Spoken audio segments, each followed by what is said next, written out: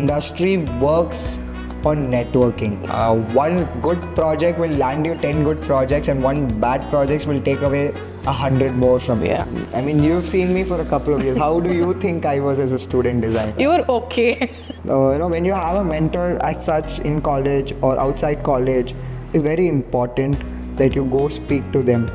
How to charge for your work, how to charge for material, how to charge for your bills. It was COVID at that time when you started. A recruiter only looks at your portfolio for like a minimum of 8 to 10 seconds.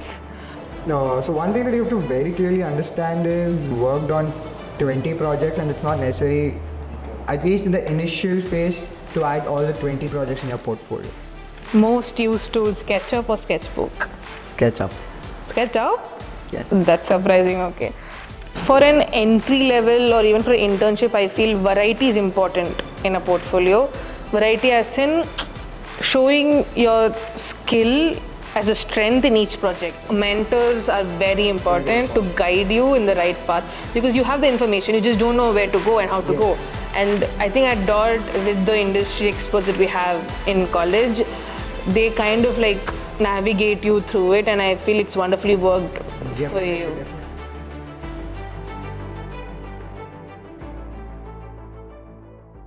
You will have to answer rapidly, that's why it's called a rapid fire. Cool. So, studio or site? Studio.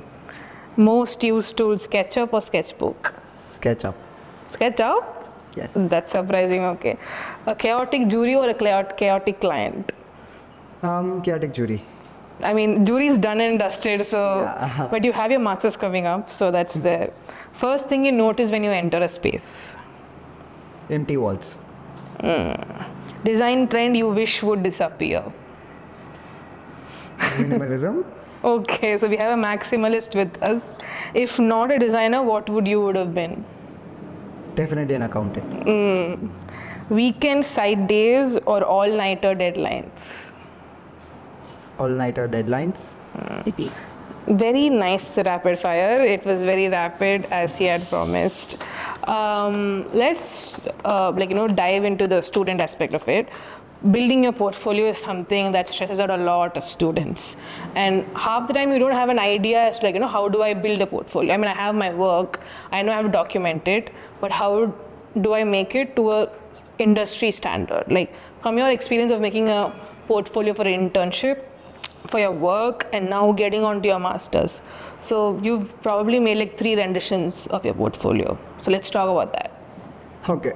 So one thing that you have to very clearly understand is in your portfolio, it's not necessary to add all your projects in your portfolio. You must have worked on 20 projects, and it's not necessary, at least in the initial phase, to add all the 20 projects in your portfolio. A good portfolio, my mentor had taught me this, Yoganand had taught me this, that even if you're adding only 4 projects, those 4 projects should be of the right word. Yeah, they have to speak for themselves. Because your portfolio is what is expressing you, is what is representing you to that firm. So if you're portraying those 4 projects, be very clear with the briefs of the 4 projects, with what you're delivering in all those 4 projects, and those 4 projects are more than enough for them to represent.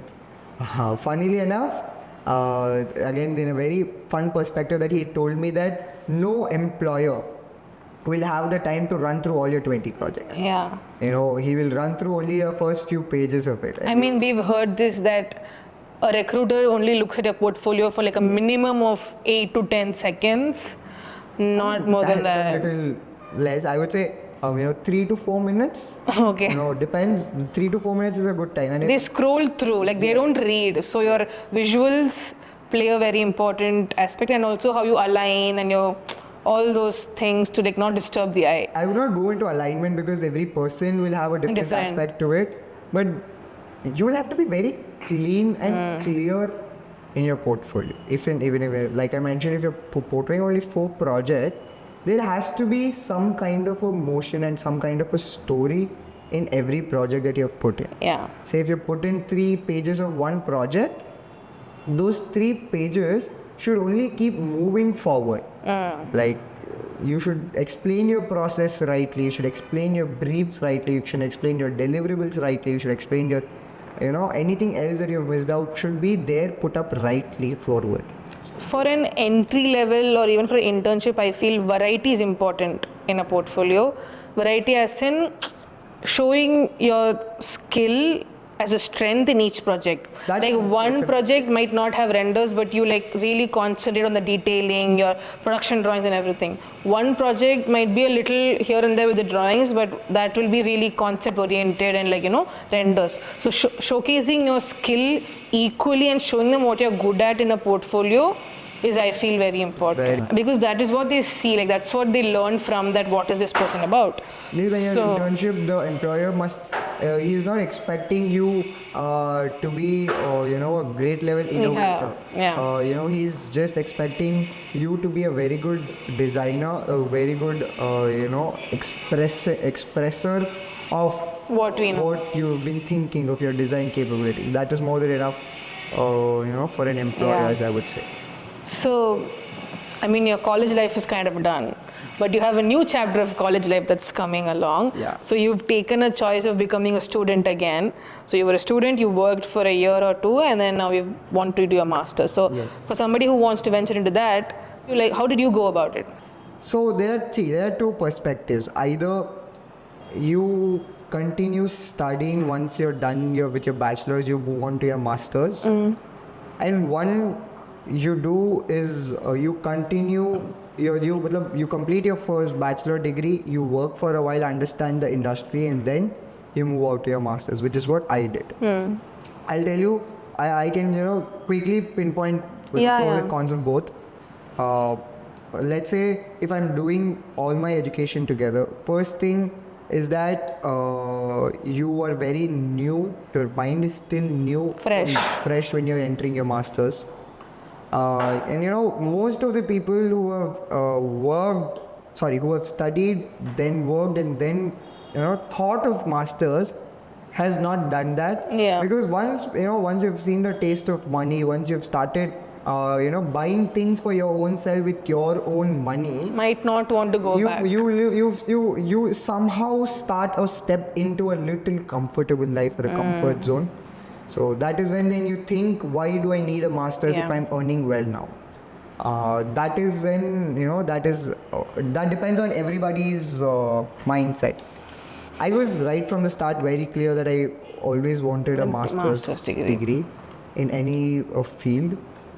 But pushed me, which was right, I would say, to, let me, do master's right after my bachelor's. But due to unforeseen reasons, I was not able to go through it. My visa didn't come through, and a couple of other problems. Then I had to wait for a year, which is still a very good thing, because I went into working in a firm which was, where I wanted to work into a field that I wanted to work into, learn sustainable interior design, sustainable methods, natural materials, raw materials, local materials. All of those things I learned about, which was a very good experience that I would not take away from. But then, since right from the start, my mentor had put into it that you will not go into masters once you see the money. That always was there in the back of my mind while I was working as well, which is why exactly right after a year I'm now moving abroad for masters. So you're kind of deviating from the field for your masters. You've told me that you want to get back to the field eventually, definitely. But the masters is about product and furniture design that you're getting in. So I will not say deviating, it's just additional knowledge. No knowledge is, deviating. It's not going to go waste. Yes. So I was very confused because I was very invested, very interested in learning smaller products, furnitures, lightings, decor and all of those things. They kind of make up interior design. So to know that small things. You've been taught that in interior design, but then there are larger things in interior design as well. So I have always thought I will do masters in furniture design or alone. But very interestingly, it came up that my mentor told me, see, furniture design is a part of both product design and interior design. It's somewhere in between. You learn the interior design part of it. Why do you want to learn just furniture now? Let's try product design. So you have one part of this and one part of this, and you're just combining when you're Both. working it for, which is actually very good. Because let's say I don't make it into furniture design, I always have a very good backup knowledge of product design that will help me in the future. Yeah. And it can obviously happen. I can always obviously move into a different field if I don't like it. So that is why, you know, I would not say I'm deviating from this thing or my field. It's just that I'm taking a different path to come back to my field. So Yeah. it's product design. So there are design hotspots around the world, like we have New York and Paris for fashion, you know, Italy for design. So you have chosen to go to Italy for your masters. So how did we do that decision? Like I mean, see, once you open up the web, there are millions of million options. options you have. The first thing I would say to do is to speak to someone who's who's Had been that to abroad, experience, yeah. who's had an experience with foreign colleges and all of that. The same process that I did. Pushed me, who approached me, who himself let me know about colleges, different colleges that were there. He helped me find different colleges. I used to go up to him with all different colleges, asking him if this is right or this is right. He used to explain me that the college will never be wrong about it. There's always a right college, but the college will be right only for a particular field. Like how you mentioned, New York and Paris is good for fashion. And Italy is good for product design, which is a very basic thing. So you need to understand that what do you want to venture into. For someone like me who's always wanting to get into product and furniture design, Italy or Milan or London by far is the best place to learn. For someone who's into branding, who's into marketing, or someone who's New into York is the fashion place, design, yeah. New York and Paris is a very good place to learn. There are definitely colleges elsewhere. Then comes your family financial conditions and all of those that you need to take place into. So there's always a lot of options, but you always can't decide upon yourself. You need to have someone elder or someone or some colleague or someone who can guide you this way. Not just Yoganand from college, I would say. They were people from other people in college, my faculties, who helped me with other things, who suggested me if since the visa was getting delayed, they suggested me if I can take up Any other summer camps in New Zealand, which was so all of these information I was not aware of. I mean, for a fresh mind, mentors are very important to guide you in the right path, because you have the information, you just don't know where to go and how to go. And I think at DOT, with the industry experts that we have in college, they kind of like navigate you through it, and I feel it's wonderfully worked for you. Definitely. One such person I would say is from college itself was Yoganand, definitely. Apart from him, Balram sir, who's a very renowned faculty now. We're very lucky to have him in our campus. So when I got into RCA, I had a chat with him. He explained, things, how it works in there, how there are things that you need to know, like how is going to be the lifestyle there, how is going to call the college going to be there, how are you going to, how do you have to learn, how do you have to extract information, how do you have to go to talk to your professors and all of those things. All those small, it could be smaller things, but then these things matter. Yeah. So, when you have a mentor as such in college or outside college, it's very important that you go speak to them. And it could be anybody. It could be a friend who's now living abroad. They definitely have a better information, better knowledge, and they can give you about it. Like, considering our mentors in college are themselves working in the industry and everything, they also in your student life itself give you a glimpse as to what the industry is, what do they expect out of you. They treat you like professionals, you treat them like professionals. For anybody, I would say exploit your resources, use your mentors, extract how much ever information you can from them, because they are in the industry, they know the truth, they know the reality of it, because you are just having an assumption as a student. You're just assuming from what you're seeing, like in social media, in websites and all of that, but they know what actually goes on. So to learn from them, to have talks with them, go to them with the strangest ideas, randomest ideas, but I feel like they will be able to help you, and that's a very good advantage here at Dot.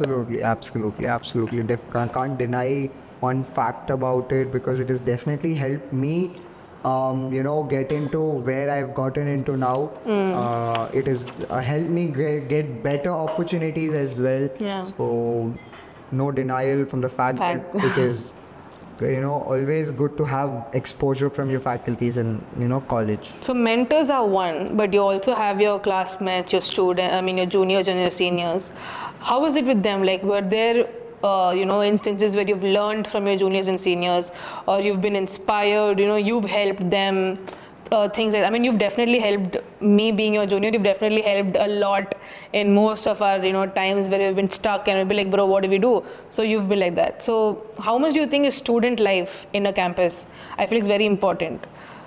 I mean, it's No deny. I don't want to deny, but it's definitely the most important part.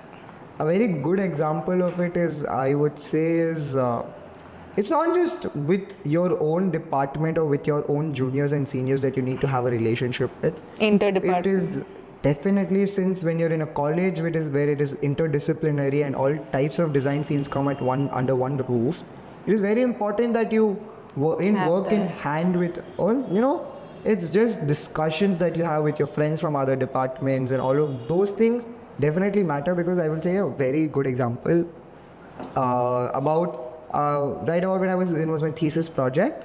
A friend of mine who's in the same communication design, was doing a short film. So he approached me with a very interesting task, which is also actually a part of interior design, but I would have not done, if I had, started working, or if I was in the industry, I would have not taken up that job. But since I was in college and I had the, leisure, or you could afford to go and explore that. Yes, and given the opportunity by him, I took up a job of set direction, which is, a very fun thing. Yeah. You do a lot of things here and there. You understand how a film is also being made. So later in the future, I might, take up the job of a set director or not. But then it was still nice to have that experience. And that experience came by being interdisciplinary, having an interdisciplinary friend, all of that. So it's very important to have a student life with your juniors and seniors as well. You learn every single day. I can, sometimes you guys, obviously juniors will be more updated with some softwares. So learning software skills from you is just one part of learning. There are so many different things that we might miss out that you guys will then know about. So it's always having those conversations will always definitely help. So having an open mind when you're talking with your juniors or seniors or anybody from any department is very I think the interdepartment thing is kind of rooted in us since the beginning, because foundation we're all together. Yes. And even till your third year, your seventh semester, you always have classes with the other department. So that kind of always you stay in touch with these people. So that kind of, I think that's that. And it's a good thing that in the first year you're not divided based on you learn the design basics, which is there for all streams of design. Like sketching is just one part of it, but all the other things we'll do just a small chit chat thing. So there's this segment called One Thing. Okay. So this need not be rapid. You can also explain on these answers. I'll just be shooting questions at you. One digital design tool you cannot do without in your process. This should be good. SketchUp. Okay, but I thought CAD will be the answer, because CAD is the... CAD definitely, but then CAD is very monotonous. Right. One material that never bores you. Wood. Wood, for me, I would say it's micro concrete, because the way it can be very flexible and all of that. I feel like micro concrete is very versatile. Wood, there are so many options with wood. I mean, more than just options, it's just how even with one material you can build a house with a wood. Yeah. I mean, right from the structure to the interiors to the decor, everything, and it will still make sense. So I definitely would this. One tool you wish to master. Sorry. Digital sketching. That is such a pain for people who are so comfortable with hand sketching. Like, I sketch a decent amount, he also sketches a decent amount. When he got his iPad, I wanted to give a try at it. I just wanted to draw an apple, and I was like, why do I suck at this so much? It's a skill on its own, I think. Like, it's very difficult to like get a hang of it in the beginning. Yeah, I mean, definitely, if someone who's used to a rough paper and a pen and a pencil, it becomes hard. But over the time, you learn, I guess, and mastering it is nice because that makes your sketching life much more easy. Yeah, and documenting your sketches when it's digital is like 100 times easier Yes. than doing paper sketches. That's like one big advantage. One thing you carry on site without fail. My iPad. Now it has become more eternal to me because right from noting down things to sketching ideas to showing presentations to showing ideas, everything becomes handy. Yeah, it's always like a thing you carry around with you to a client or a carpenter or anybody. It just becomes very easy. For me, it would be a tape. I cannot do anything without a measuring tape. I mean, now there are digital tapes that I can do it with iPad, but then accuracy becomes... We are not digital people. Yeah, accuracy becomes a thing. Yeah. One trend that you think is too overhyped. Overhyped. Minimalism, guys. Luxury. See, minimalism, more than it being overhyped, I would say, is overused. Overused, I would say. Overhyped, I don't think so. Any such style or any such trend could be overhyped. And if it's put to right use, it can. In the industry, I feel like once you end up looking at projects that all look similar, that's when you know that this one thing is being used, too much. Too much, yeah. But coming back to the minimalism luxury part of it, like taking Dubai as an example, all houses there look the same because it's all minimal, it's all luxury, mainly because they import stuff and they get the same stuff. But in India, customization is our biggest power. We customize even the smallest things in residences. 100%. So I think we have to make big use of our craftsmen, our labor, and all of that. One underrated type of space that designers need to give more attention to, for me, it's the washrooms. Yes. Please design your washrooms well. If your washrooms are designed well, it will change the whole thing. I mean, washrooms are not just tiles. It's not just to loo, it's a whole another thing. Yes. Washrooms, definitely I would say again, washrooms are the... Yeah, for me it's washrooms. Underrated. And the most overrated, you may not ask, but I would say is cafes.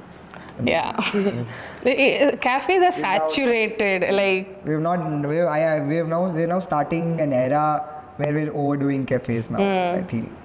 Trying to come up with different concepts and everything, but it's like you zero down to the same thing. Yeah. Going back to washrooms, as much as I'm sorry I'm talking about this in detail, but how many times have we gone to a restaurant or something, you enter the washroom and you're disappointed? Yeah. You're like, bro, your place looks so good, you forgot your washroom. So that in residences, even when your client says, nah, that's okay, no, it's not okay, please pay attention to those. And public spaces also. Public washrooms, definitely public. Japan, has this whole culture. It is called museums of washrooms. Okay. So all their public washrooms have a particular theme to it, and they have been designed in such a way, which is a very, very fascinating thing. From outside it may just look like a washroom. Yeah. But the way that they put thought to it is very, such a nice thing, and I think that should come to India. We're coming to the end of the episode. We'll just have 2-3 stuff that you want to talk about. What do you think is the biggest thing that you wish college had taught you when you entered the industry? Bills, accounts, pays. That's the, I think, segment that isn't talked about in a student. Yeah. So also because you're very young and you're people might think that you might not have it, but when you get your first freelance client especially, it's a nightmare because you don't know how to charge them and on what basis. Definitely. I think... Because see, in college, everywhere else, other than that, you pretty much learn everything right from the first step of the process to the last step. All you don't learn is how to charge. How to charge for your work, how to charge for material, how to charge for your bills. There is a segment for it, but it's not done in detail with every project. Yeah. Once that is done in detail with every project, it becomes, a very life-changing thing because you get to know if the work that you have done is being rightly charged. It's also your worth at some point. And the other thing that I would say is how to extract, how do you speak to your clients? How do you get information from your clients? How do you, convert the conversations that you have had with people into ideas, innovations, and needs and wants. Jury is just, I feel like a starter point for that. Yes. How you express and educate the other person on your design, who's from the field. But here you're talking to somebody who isn't from the field and who's here to do their needs. So how do you not overwhelm them is also something. With college, I feel I would not say it's a drawback, it's a thing that the college is bringing up now, is bringing in live projects. Because once you start bringing in live projects, you start getting people to speak with, you start getting in clients to deal with real-time projects. So that will change the whole course of a student's life. You get a sneak peek into how it actually works while still being a student and doing all these things. Definitely. So, coming to the end of the episode, what would you say to Arihant, who was like a week to start college, like a week before starting college? It was COVID at that time when you started. Yeah. We had online classes in the beginning. You had your house built, you were excited and interested. But now that you already have experience, what would you say to him? What would I say to him is... Don't talk that much is an advice that I will give to him. No. So, I had my thing. So, I feel I would say myself, to my younger self, is that explore more. Go beyond what you see on the web. Yeah. Like I said, I was very ordinary designer. That is solely not because I'm comparing myself to others, but also because I did not at places go out of the box. I was very practical minded. I was, if that was not practically made in a real time situation, why would I design that? Was what The my approach college that you life pretty much was about. I would say definitely go away from that. Explore as much as possible. If you want to bring in clouds into your house, bring in clouds into your house. I still remember my first juror, she told, show me a pool inside the living room. Like, I know it is not possible, but I want to see such kind of designs. Yes. So, someday or the other, you might get in a client who wants that? Living room. So yes, that would be the note to because other than that, I am pretty happy about myself, how I've come out of college, how I've grown, how I've expanded myself, how I've now moving to the next phase of my life also. So the only thing that now I will also take into the next phase of my life is that I will go out of the box. Yeah. I don't want to stay inside the box. I would also want to go out of the classroom of the box. Yeah. Think of things that will not work and make it to work. Yeah. That is one thing that I mean, you've been an excellent senior. You've helped us whenever we've needed you, and you've always been there for us in case of any contingency in our project. So you've always been like this brainiac that we've wanted to exploit, because he was the only senior we had. Yeah. So now that I have also passed out and I am a senior, it kind of I know how it is to be in your shoes and how afraid it is to go to your first job and do your thesis and all of that. So it's been great having you on this episode, covering things from industry to classrooms to how you started design. That's it for today's episode, guys. It was great having Arihant on our show. It was pleasure coming. It was a very something that I've always done in closed quarters, I would say, with amongst 4 people. Now having to do the same conversation Yeah. here with you is, definitely no better person I could do this with also. Yes. Thank you guys. Thanks for listening. Oh boy.